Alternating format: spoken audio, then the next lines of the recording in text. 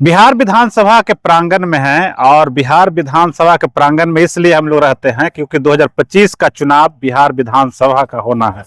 और अक्सर हम लोग चर्चा करते हैं कि बिहार में जो अगले जो मठाधीश बनेंगे वो कौन बन सकते हैं।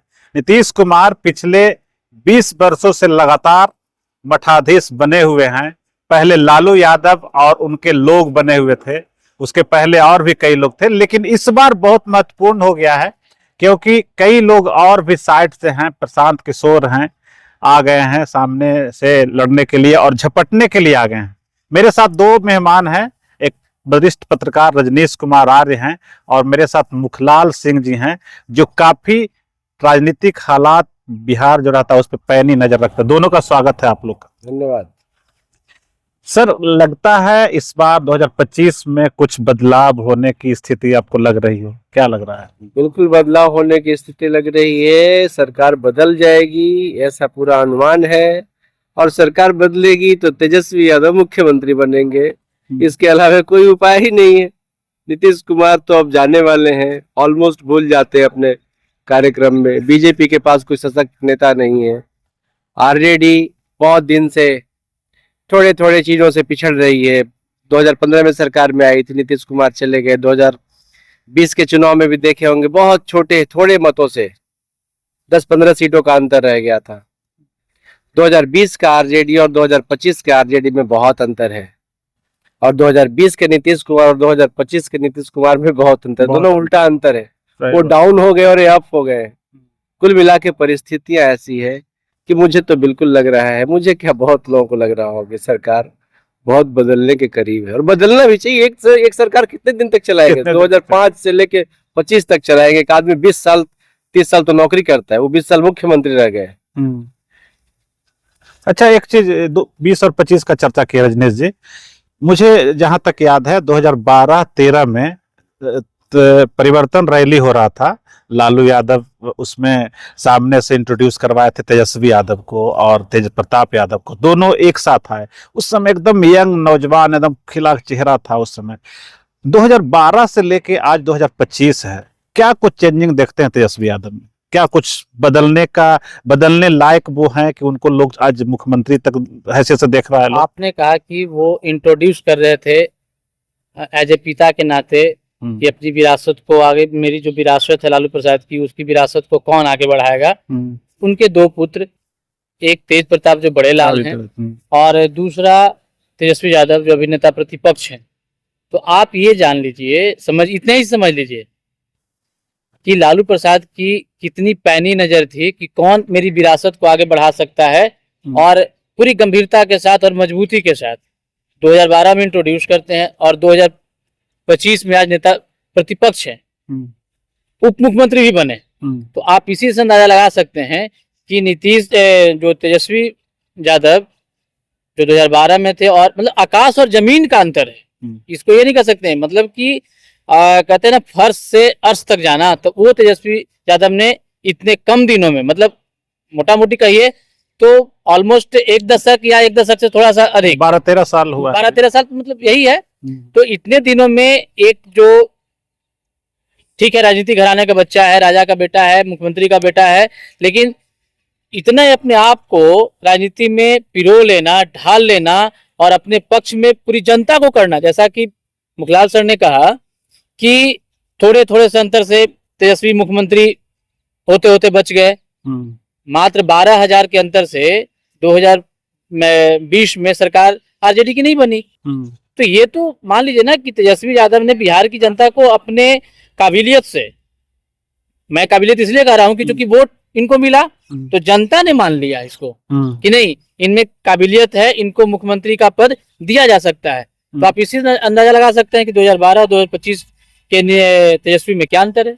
सचमुच में 2012 में लॉन्चिंग कह सकते हैं, हालांकि उनका रुझान क्रिकेट की तरफ था और क्रिकेट खेलते खेलते वो राजनीति के पेच पिच पे आए और लालू यादव जिस तरीके से तेज प्रताप और तेजस्वी दोनों को एक साथ लॉन्च किया। हालांकि उस समय आपको मैं भी बताना चाहेंगे कि मीसा भारती इसके पहले से, इन दोनों भाइयों के पहले से बिहार की राजनीति में, बिहार ही नहीं केंद्र की राजनीति तक में वो दखल देती रही थी। और लालू यादव का अगर कोई बारिश के तौर पर देखता था तो मीसा भारती को लोग दिखता था। लेकिन एक कहीं ना कहीं एक टीस जरूर उस पार्टी में था कि अक्सर हिंदू चाहे किसी भी कौम में अक्सर जो है बारिश जो कहा जाता है पुत्र को कहा जाता है, पुत्री को नहीं कहा जाता है।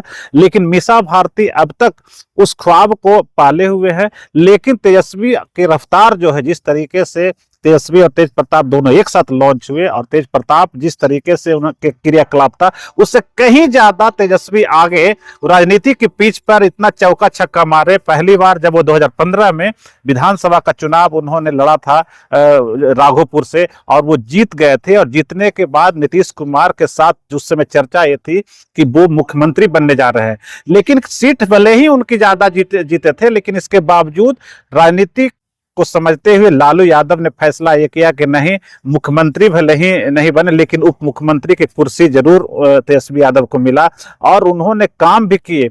लोग सोच नहीं सकता था कि डायरेक्ट एक उप मुख्यमंत्री की हैसियत से रह के तेजस्वी यादव क्या कुछ कर सकते, लेकिन करके दिखाया। मुखलाल जी, लगता है कि तेजस्वी यादव को उन क्षणों को हम याद कर सकते हैं जो एज ए पहली बार उप मुख्यमंत्री बनकर उन्होंने किया, कुछ कार्यों को लेकर लोग, जनता आज भी उसे पसंद करती है।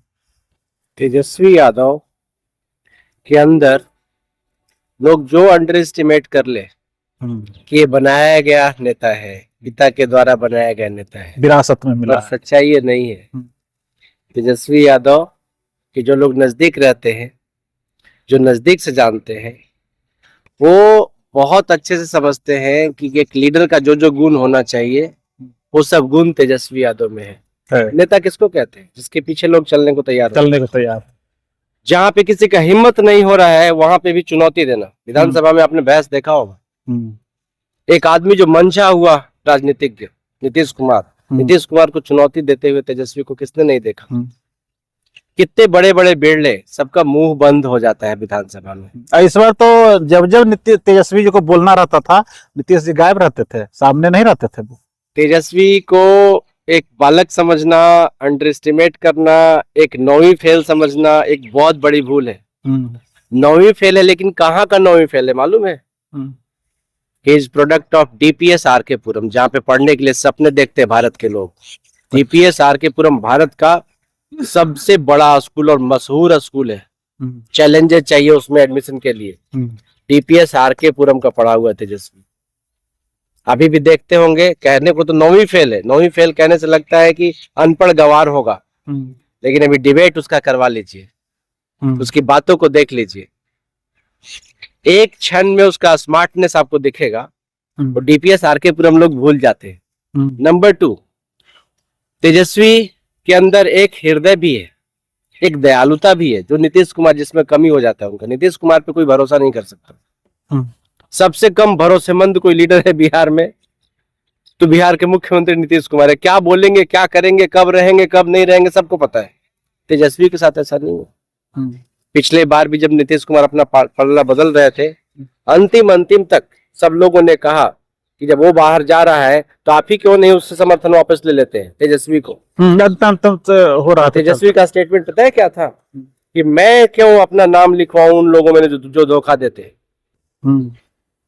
मुझे लंबी राजनीति करनी है, मुझे छोटा मोटा तोहफा नहीं चाहिए। समझ रहे कैसा दिल है? सही बात। एक बहुत बड़ा पॉजिटिव पॉइंट है जो बड़े राजनेताओं में नहीं होती है।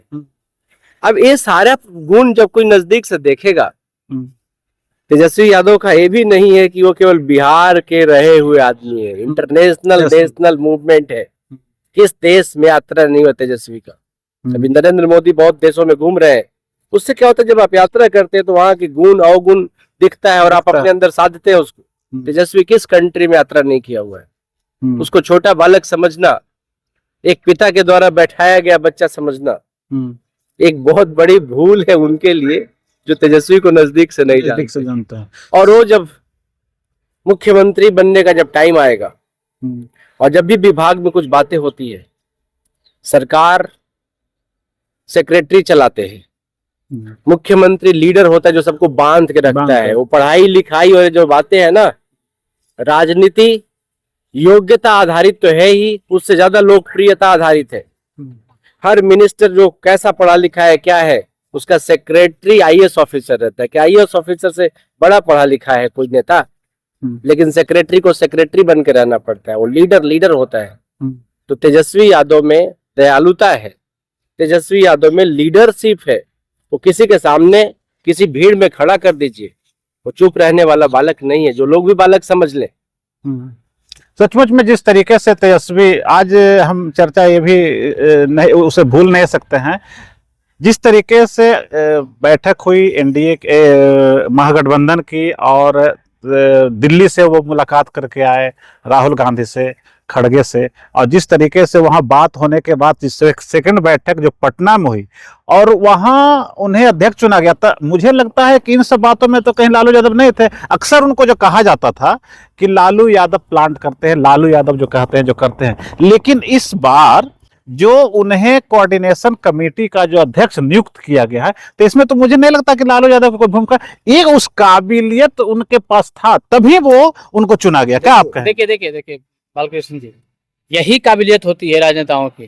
जैसा मुखलाल सर कह रहे थे कि लीडरशिप है, और राजनीति को कैसे कब अपने पक्ष में करना है, ये एक लीडर में ही हो सकता है, और जो मंझा हुआ राजनीतिज्ञ होगा। यहाँ एनडीए की महागठबंधन की बैठक होने वाली थी, उसके पहले 2 दिन पहले तेजस्वी यादव अपने पिता से मिलने के बहाने दिल्ली जाते हैं, एम्स में मुलाकात भी करते हैं, और खड़गे साहब और राहुल से मुलाकात होती है उनकी। लेकिन यहाँ किसी तरह का जो बैठक होने वाली है, इसमें यहाँ के जो महागठबंधन या के घटक दल के जो लोग हैं, नेता हैं, वो किसी तरह का अड़चन ना डालें, अड़ंगा ना डालें कि जब कोऑर्डिनेशन कमेटी जब बनेगी तो उसका चेयरमैन कौन होगा, उसका अध्यक्ष कौन होगा। तो ये सारी चीजें वहां से वो करके आए थे, ऐसा मुझे लगता है, ताकि वहां से जो ग्रीन सिग्नल मिला, हाँ। और यहाँ पे वो मतलब रास्ता साफ हो गया कि कहीं कोई रुकावट नहीं है। मैं पीसी में था, कोऑर्डिनेशन कमेटी जो बनी, जिस दिन जो बैठक हुई उस दिन सारे घटक दल के नेता थे, बड़े बड़े नेता थे। कृष्णा अल्लावरू थे जो कांग्रेस के प्रभारी हैं, बिहार प्रभारी हैं, राजेश राम जी थे जो अभी प्रेसिडेंट हैं, तमाम वामदल के लोग थे, मुकेश सहनी जी थे जो काफी इन दोनों वोकल हैं। पिछले लोकसभा में आपने देखा होगा कि हेलीकॉप्टर से पूरी यात्रा हुई। तो ये सारे लोगों को एक मंच पे लाके और अपने पक्ष में बातें कहवा देना, ये बहुत बड़ी काबिलियत मैं मानता हूँ यादव की। हाँ। सुन लीजिए, और जहां तक बात है, लोग कह रहे हैं कि भाई कोऑर्डिनेशन कमेटी के जो है अध्यक्ष बनने से क्या होता है, सीएम फेस तो नहीं हुए। अरे भाई, जो कोऑर्डिनेशन कमेटी का चेयरमैन है, जो घोषणा पत्र तैयार करेगा, कौन टिकट किसको कहाँ मिलना चाहिए, कौन जिताऊ कैंडिडेट मिल सकता है, वो सब सारा कुछ तय करेगा। तो आफ्टर इलेक्शन जब मेजोरिटी में आएगी, कोई भी गठबंधन आएगा, तो कोऑर्डिनेशन कमेटी का चेयरमैन सबसे आगे होगा कि जो सदस्य होंगे वो होंगे। तो विपक्ष जो, ठीक है, विपक्ष का कहना वो उसकी राजनीति मजबूरी है, उसका आप विपक्ष का काम ही है कि सामने वाले को किसी न किसी तरह से अंडर एस्टिमेट करें, तो वो है ना। जिस तरीके से एक तरफ एनडीए है और एनडीए में जिस तरीके से माहौल बना हुआ है, नीतीश कुमार के नाम का सहारा लेकर चुनाव तो लड़ना चाहते हैं वो लोग, लेकिन ये घोषणा करने में कहीं ना कहीं सकपकाहट उन लोगों के बीच है कि वो उनके बाद वो नीतीश कुमार मुख्यमंत्री भी बन जाएंगे। जैसे मैंने लेकिन इधर जो माहौल बन रहा है, तेजस्वी को जिस तरीके से कोऑर्डिनेशन कमेटी का हेड नियुक्त किया गया, तो मुझे नहीं लगता है, और किसी ने कुछ नहीं बोला, निगेटिव कोई तो बोल ही नहीं रहा है, तो मुझे नहीं लगता है कि तेजस्वी को मुख्यमंत्री के तौर पर प्रोजेक्ट करने में, और सभी दल के लोग अलग अलग तौर पर भी उन लोग मान कर वो लोग चल रहे हैं कि तेजस्वी यादव ही हम लोग के चेहरा होंगे, भले ही इसकी घोषणा हम लोग नहीं कर रहे हैं, मान के चल रहे हैं। तो दोनों तरफ दो बातें हैं, एक तरफ सामने रख रहा है चेहरा, लेकिन ये नहीं है, फाइनल नहीं है कि वो मुख्यमंत्री बनेंगे, और एक तरफ घोषणा नहीं कर रहे हैं लेकिन ये फाइनल है कि मुख्यमंत्री का चेहरा तेजस्वी है। क्या अब इसमें बात क्या है कि बीजेपी, जदयू और आरजेडी 3 बड़ी पार्टियां हैं बिहार में। 3 में 2 साथ हो के हर बार जीतते आ रहे हैं, बीजेपी जेडीयू जीत जाती है, आरजेडी जेडीयू जीत जाती जी है, नीतीश कुमार पाला बदलते रहते हैं। अभी बीजेपी और जदयू साथ है, हम्म, लोजपा भी साथ है, हम्म, इधर कांग्रेस साथ है। हम्म, बीजेपी लोजपा को अपने नजरों से देखना नहीं चाहती, हम्म, बीजेपी जदयू को खाने की कोशिश करती है। करते हैं, सही बात लोजपा जदयू का लड़ाई पिछले इलेक्शन में सबने देख चुका देखा है। है।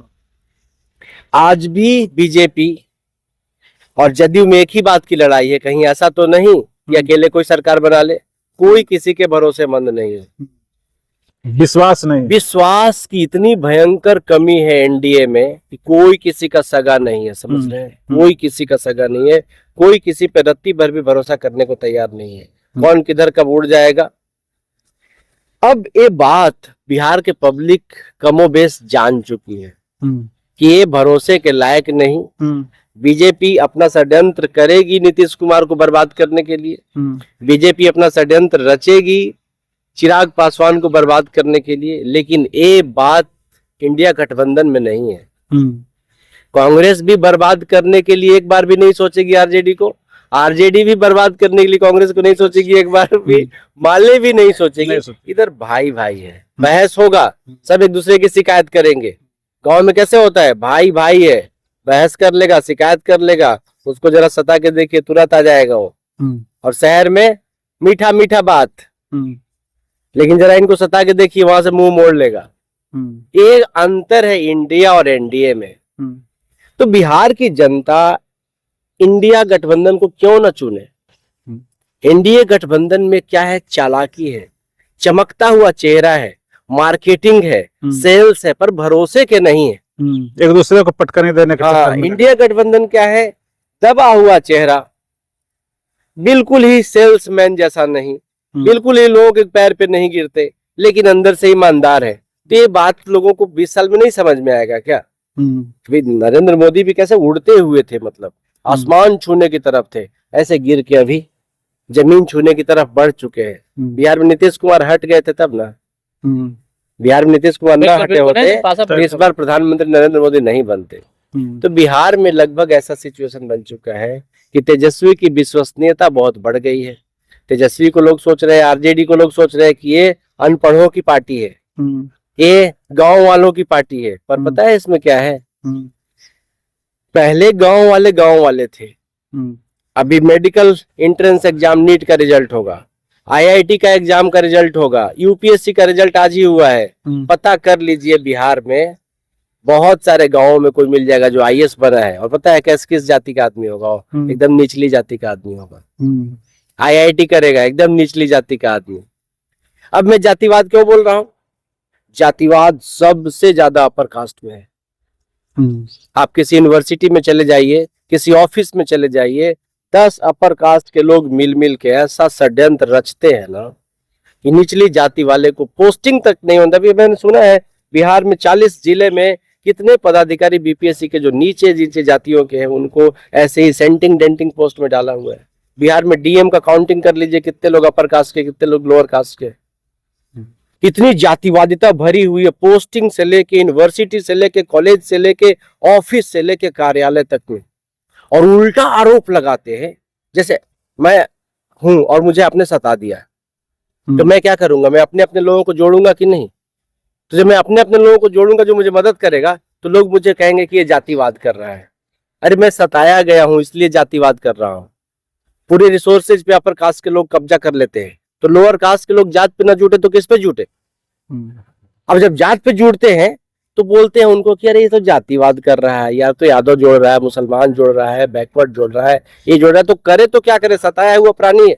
पूरे असेट का 90% हिस्सा वो 10% हिस्सा वो 10% लोगों के पास 90% हिस्सा, 90% हिस्सा कुछ है। सारी जमीनें अपर कास्ट ऐसा करके किया हुआ। तो लालू यादव जैसा आदमी आके वो बातचीत करते हैं कि नहीं भाई मैं इधर भी डिस्ट्रीब्यूट करूंगा, मैं सरकारी नौकरी दे दूंगा। सरकारी नौकरी में बेईमानी नहीं होता है। 1994 में एक बार टीचर की बहाली हुई, 99 में एक बार टीचर की बहाली, पता है उसका आउटकम क्या हुआ। दरोगा की बहाली हुई, पता है उसका आउटकम क्या हुआ। उन सभी के बेटे आज कोई IITN है, कोई MBBS है, कोई IAS ऑफिसर है। सिस्टम बदल गया बिहार का। गवर्नमेंट नौकरी में आने के बाद तो चूंकि तो ऐसा होने के आर्थिक रूप से संपन्न होते हैं, ऐसा होने के अगली बाद पीढ़ी को अब आदमी लालू यादव को भगवान ना सोचे तो क्या सोचे। भले उन्होंने उन पे आरोप लगता है कि उन परिवारवाद करते हैं, वो करते हैं। किस पे आरोप नहीं है? पर पूरे शहर में जरा सा गिन लीजिए ना, चोरी का भी आरोप लगता है पूरे शहर में। मैं तो कहता हूँ कि चोरी शब्द बात करना राजनीति में हास्यास्पद है, हास्यास्पद है। शहर के सारे बड़े बड़े जो इस्टेब्लिशमेंट है ना, उसको काउंट करवा लीजिए, कौन इसका मालिक है।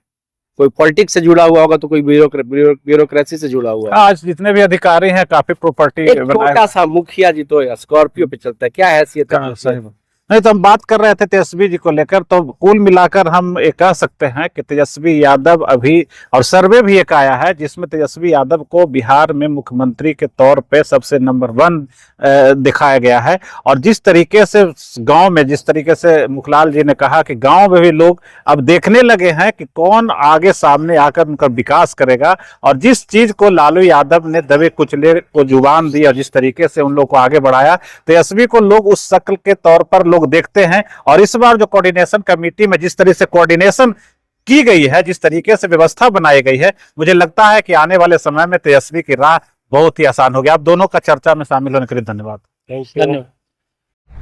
अगर आपको ये खबर अच्छी लगी तो चैनल को सब्सक्राइब करना नहीं भूलें और बेल आइकन जरूर दबाएं।